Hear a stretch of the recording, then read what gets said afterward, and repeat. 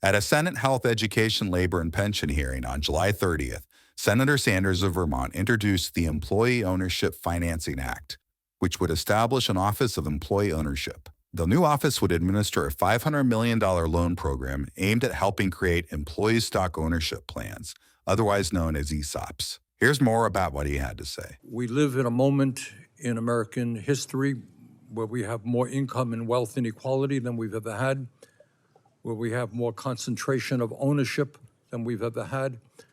And I think we live in a moment where millions of workers feel kind of powerless as to what their economic future can be. Tomorrow, some company can announce they're moving to China or shutting down, and workers have nothing to say about that. I think an antidote to that, in fact, is what we have been talking about, and I enjoyed very much the hearing that we had last week. I think all of the witnesses were very good.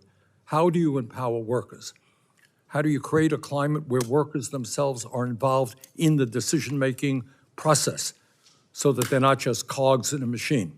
That is our goal. And I think the legislation that we're looking at today is a modest step forward. I have proposed a major piece of legislation which would enable workers and small business owners all over the country to get more information as to how they can move forward to ESOPs or worker ownerships. I know in Vermont, and I think we heard from the panelists last week, that there are many small businesses, guys who maybe have started a business, worked hard, have 20, 30 employees, would just as soon leave that business to their employees if they had the tax breaks and the knowledge as to how to do that.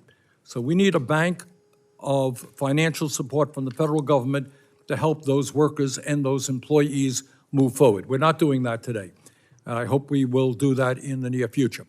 But having said that, Mr.